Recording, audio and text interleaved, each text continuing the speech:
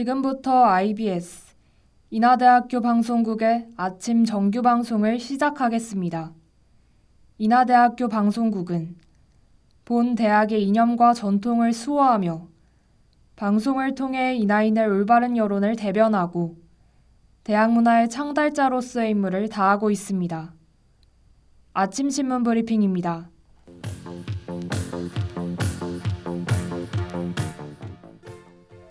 오늘자 중앙일보 사회면 기사입니다. 수능 만점을 받아 화제가 된 의대제 학생이 자신의 여자친구를 살해하여 논란이 됐습니다. 지난 6일 서울 강남역 인근 건물 옥상에서 최 씨는 이별을 고한 여자친구에게 흉기를 휘둘러 숨지게 했습니다. 경찰은 최 씨가 범행 전 대형마트에서 미리 흉기를 구매한 점을 토대로 계획 범죄였음을 확인했습니다. 최 씨는 영장실질심사에서 자신의 혐의를 모두 인정했으며 피해자와 유족에게 죄송하다는 짧은 한마디를 남겼습니다. 한편 일부 누리꾼들의 최 씨의 무차별적인 신상털이로 사건의 본질을 흐리고 있다는 우려의 목소리도 내놨습니다.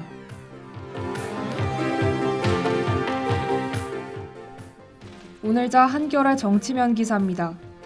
통장잔고 위조 혐의로 징역을 확정받아 복역 중이던 윤석열 대통령의 장모 최은순 씨가 가석방 적격 결정이 내려졌습니다. 최 씨는 2013년에 경기 성남시 땅 매입 과정에서 총 349억 원이 저축은행에 예치된 것처럼 잔고 증명서를 위조해 복역 중에 있습니다. 법무부는 나이, 형기, 건강상태, 재범 위험성 등을 종합적으로 고려해 최 씨를 가석방 적격으로 만장일치 결정했다고 전했습니다. 법무부 박 장관의 최종 결정을 거쳐 가석방 대상자가 된다면 최 씨는 기존 만기일보다 2달가량 일찍 풀려나게 됩니다. 한편 야당 측은 법무부가 국가 권력을 사유화한 군석열 부부가 최고의 어버이날 선물을 준 것이라며 적나라하게 비판했습니다. 오늘자 동아일보 세계면 기사입니다. 정부가 한국형 차세대 전투기 KF 보라매의 개발 분담금을 깎아달라는 인도네시아의 요구를 수용할 것으로 보입니다. KF-21 사업은 한국과 인도네시아가 한국형 전투기를 공동 개발하는 동시에 기술 이전을 확정한 사업입니다. 전체 사업비 8조 1천억 원에서 인도네시아가 1조 6천억 원을 부담하기로 했으나 계약을 바꿔 6천억 원만을 내겠다고 주장하고 있는 상황입니다. 이에 따라 일부 관계자들은 인도네시아가 이미 기술을 빼돌려 놓고 분담금 삭감을 요구하는 것이 아니냐는 지적이 나오고 있습니다. 방사청은 이를 부정하며 인도네시아 분담금 미납으로 개발 일정에 영향이 미칠 수 있기 때문에 의견을 수용할 것이라 전했습니다. 지금까지 아침 신문 브리핑의 강윤서였습니다.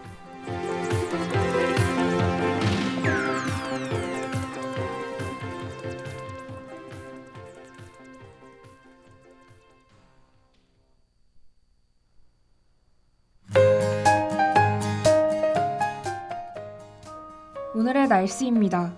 미추홀구 날씨는 최고 기온이 11도, 최저 기온이 19도로 8도 정도의 일교차가 있겠습니다. 어제와 비슷한 기온으로 비교적 신선한 날씨가 계속될 예정인데요. 일교차로 인해 건강관리에 유의하셔야 할 것 같습니다. 오늘 하늘은 비 소식 없이 맑을 예정입니다. 미세먼지와 초미세먼지 수치 또한 좋음 수준을 보여 야외 활동을 하셔도 좋을 것 같네요. 이상으로 오늘의 날씨였습니다.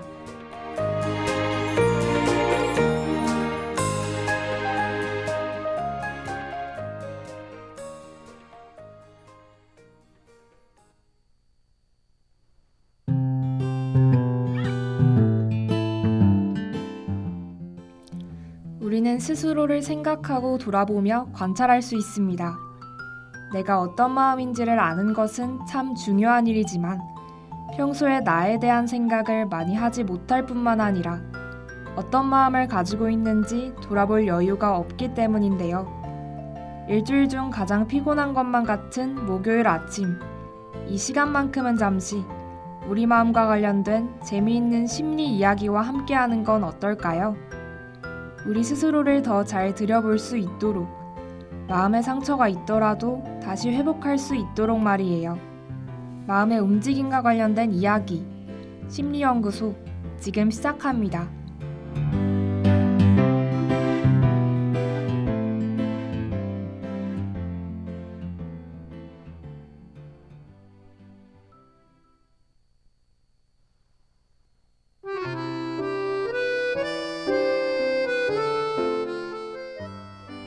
요술램프를 닦으면 소원을 들어주는 요정인 지니가 나오는 요술램프 이야기 모두 기억나시나요? 만화영화로 잘 알려져 모두 알고 계실 것 같습니다. 알라딘이 행복한 결말을 맞을 수 있었던 가장 큰 이유 중 하나는 램프였는데요. 램프 덕분에 주인공이 용기를 얻을 수 있었죠. 그렇지만 반대로 램프에 의존하는 걱정 심리도 잘 나타났어요. 오늘은 이와 관련된 램프 증후군을 알아보려 합니다.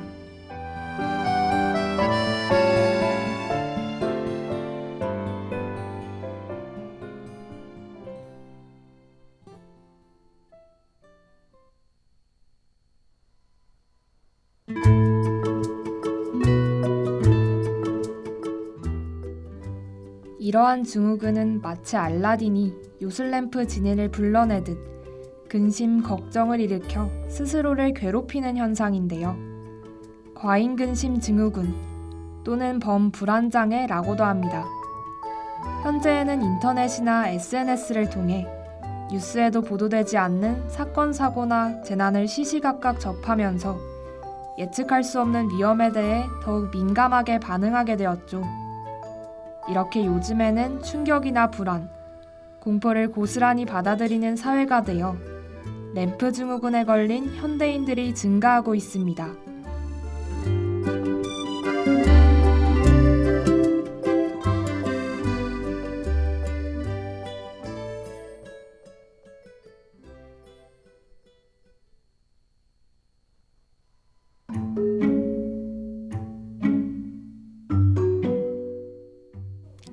예측 불가한 상황이 수시로 발생하는 현대에는 이러한 대중의 불안한 심리와 막연한 공포감을 마케팅에 이용한 공포 마케팅을 하기도 하는데요. 보험이나 금융업계에서는 독거노인의 고독사 모습을 제시하거나 노후를 대비하지 못해 시간이 지날수록 가난하게 살아가는 모습을 보여주는 등 미래에 대한 불안 심리를 이용해 금융상품을 권유합니다.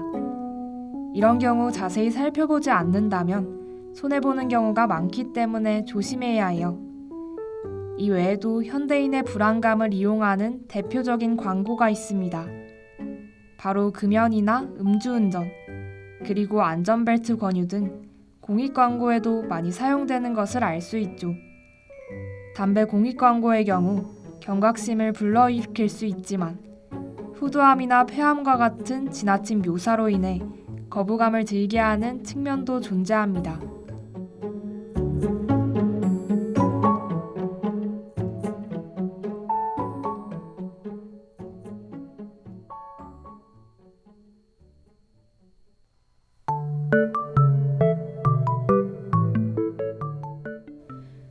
우리가 한번 고민을 시작하면 이러한 걱정 근심은 끝이 보이지 않죠. 미국의 심리학자인 어니 젤린스키에 의하면 사람이 하는 걱정의 4% 정도만 우리가 해결할 수 있는 일에 대한 것이고 나머지 96%는 그렇지 않다고 말했습니다. 결국 대부분의 근심 걱정은 사실상 할 필요도 없고 해서도 소용이 없다고 볼 수 있는데요. 그렇다면 램프 증후군에서 어떻게 벗어날 수 있을까요?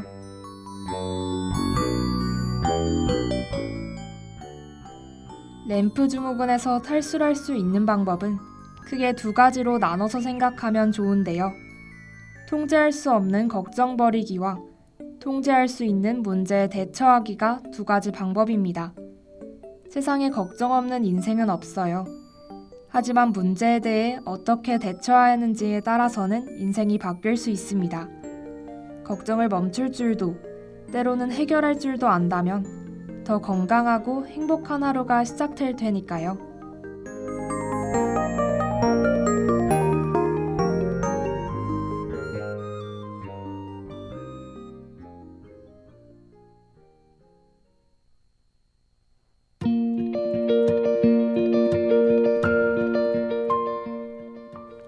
오늘의 이야기 잘 들으셨나요?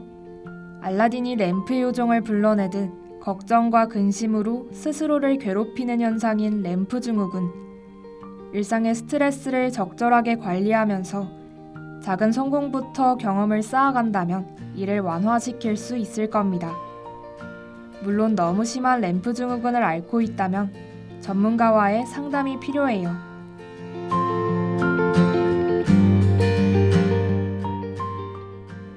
오늘의 이야기는 여기까지인데요.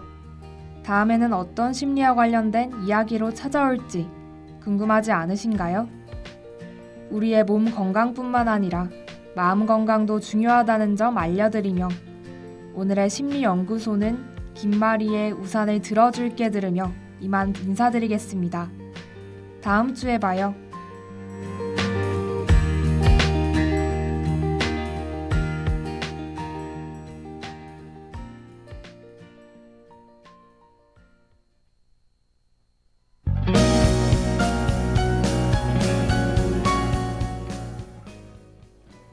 지금까지 제작의 박민정, 보도의 배한비, 기술의 박소윤, 진행의 강윤서였습니다.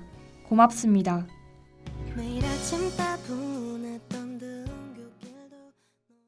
지금까지 여러분께서는 IBS, 인하대학교 방송국의 아침 정규방송을 들으셨습니다. 다음 정규방송 시간까지 안녕히 계십시오. 여기는 참된 방송, 인하대학교 방송국입니다. IBS